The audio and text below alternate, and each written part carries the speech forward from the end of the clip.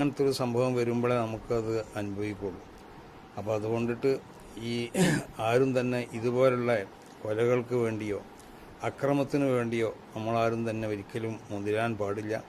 അതൊക്കെ വളരെ വൃത്തികെട്ടതായ ഒരു സ്വഭാവമാണ്. അല്ലാഹു സുബ്ഹാനഹു വ തആല മനുഷ്യനിക്ക് ഖുവ്വത്ത് വബിയ ക്രോധത്തിൻ്റെ ഒരു ശക്തി നമുക്ക് അള്ളാഹു തന്നു. പക്ഷേ ഈ ക്രോധത്തിൻ്റെ ശക്തിനെ അള്ളാഹു ഉപയോഗപ്പെടുത്താൻ നിശ്ചയിച്ചതായ മേഖലയിൽ മാത്രമേ നമ്മൾ ഉപയോഗപ്പെടുത്താൻ പാടുള്ളൂ.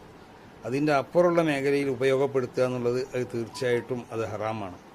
അപ്പോൾ കൊലനെ ഏത് നിലക്കുള്ളതായ ക്രോധങ്ങളും വികാരങ്ങളൊക്കെ നമുക്കുണ്ടെങ്കിലും അതിനെ അല്ലാഹു സുബ്ഹാനഹു വ തആല ഉപയോഗപ്പെടുത്താൻ വേണ്ടി നിശ്ചയിച്ച് തന്നതായ ഒരു മേഖല ഉണ്ട്.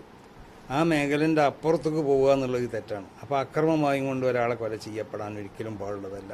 അപ്പോൾ അത് ആ മേഖല വിട്ടുകിടക്കലാണ്. അപ്പോൾ അല്ലാഹു ഓരോ വികാരങ്ങളെയും അതിനെ നമുക്ക് ശമിപ്പിക്കാൻ ആവശ്യമാകുന്ന അതിൻ്റെ മേഖലകൾ, ഇപ്പോൾ ശരീരത്തിൻ്റെ ഓരോ അവയവങ്ങൾക്കും ഓരോ വികാരങ്ങളുണ്ടാവും. കയ്യിനിക്കൊരു വികാരം ഉണ്ടാവും, പലതും പിടിക്കണം തോന്നും.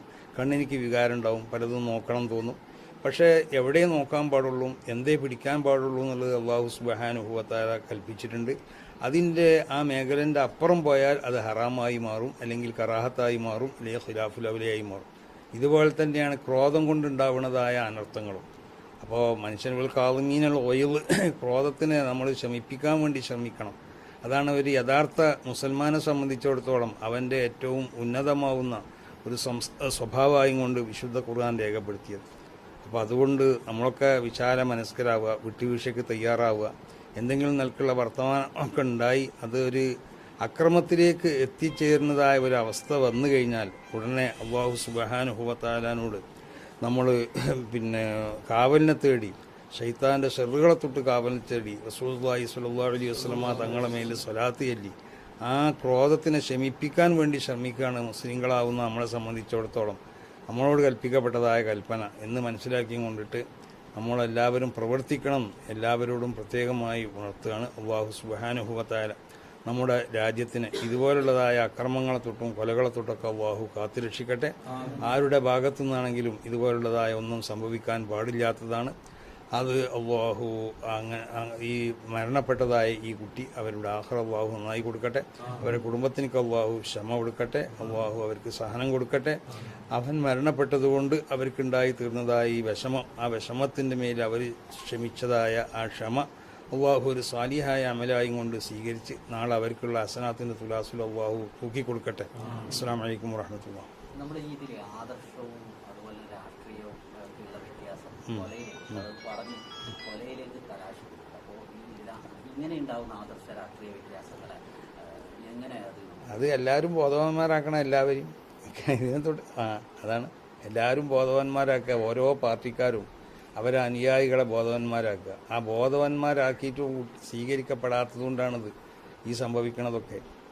അപ്പോൾ എല്ലാ സംഘടനയും ആ നിലക്ക് അവർ ധാർമ്മികമായിട്ടുള്ള ഉപദേശങ്ങളും നിർദ്ദേശങ്ങളും നസീഹത്തുകളൊക്കെ ഓരോരുത്തരും അവരുടെ അണികൾക്ക് കൊടുക്കുന്നുണ്ടല്ലോ. പ്രത്യേകിച്ച് ഒരു പ്രത്യേക ഒരു വൈകാരികമായിട്ടുണ്ടായിത്തീരുന്ന പ്രത്യേക ഒരു സന്ദർഭം, അപ്പോഴാണ് ഇതൊക്കെ ഉണ്ടായിത്തീരുന്നത്. അപ്പോൾ അതിനെ ക്ഷമിപ്പിക്കാനുള്ളതായ ഒരു സന്നദ്ധത ഓരോരുത്തർക്കും ഉണ്ടാവണം. ആ നിലക്ക് നമ്മളെ ചെറുപ്പക്കാരെയൊക്കെ വളർത്തിക്കൊണ്ടുവരണം. നമ്മൾ ശ്രമിക്കണം. അജാതിയൊന്നും അല്ലാതൊന്നും എനിക്കറിയില്ല അതിനെപ്പറ്റിയൊന്നും. അതൊന്നും ഇപ്പം എന്നോട് ചോദിക്കണ്ട. മുസ്ലിം ലീഗുകാരാണോ ക്രിസ്ത്യാനോ മനസ്സിലായില്ലേ? അത് ഒരു രാഷ്ട്രീയപരമായിട്ടോ മറ്റൊരു വിവാദത്തിനൊന്നും ഞാൻ വഴികൊളുത്താൻ ഉദ്ദേശിക്കണില്ല. ഞാനിവിടെ അതിന് വന്നതുമല്ല. ഞാനിവിടെ ദുആ ചെയ്യാൻ വേണ്ടി മാത്രം വന്നത്. അപ്പോൾ ആ ദുആ ചെയ്യേണ്ടത് നിങ്ങൾ ഫോട്ടോ എടുത്തു, ഓക്കെ. പിന്നെ രാഷ്ട്രീയമായിട്ടുള്ളതൊക്കെ നമുക്ക് പിന്നെ സംസാരിക്കാം. അത് ഇവരെ വിഷമിപ്പിക്കണം നൽകുന്ന സംസാരങ്ങളൊന്നും സംസാരിക്കാൻ പറ്റില്ല. അപ്പോൾ ഇത് മുസ്ലിം ലീഗുകാരാണോ അതല്ല കോൺഗ്രസ്സുകാരാണോ അതൊന്നും ഇപ്പോൾ എന്നോട് ചോദിച്ചിട്ട് ഞാൻ അതിനൊന്നും ഉത്തരം പറയാൻ വേണ്ടി വന്നതല്ല ഇവിടെ. അതൊക്കെ കേസ് അവർ നടക്കുന്നുണ്ടല്ലോ. അതിന് അവർ അത് തെളിയിക്കും. അത് തെളിയിക്കട്ടെ എന്ന് ഞാൻ തോന്നുന്നല്ലോ. ആരാണോ ഇതിൻ്റെ പ്രതികൾ എന്നും ഇതിൻ്റെ പിന്നിൽ നടന്നത് എന്തൊക്കെയാണെന്നുള്ളതൊക്കെ അല്ലാഹു തെളിയിച്ചിട്ട് അത് തെളിയിക്കാൻ അതിനാവശ്യമാവുന്ന നിയമവ്യവസ്ഥിതികളൊക്കെ ഇവിടെ ഉണ്ട്. അതൊക്കെ ഉപയോഗപ്പെടുത്തിക്കൊണ്ട് വേണ്ടതൊക്കെ ചെയ്യാം. മറ്റതൊക്കെ അവരോട് രാഷ്ട്രീയക്കാരോടാണ് ചോദിക്കേണ്ടത്. ഞാൻ രാഷ്ട്രീയക്കാരനല്ല.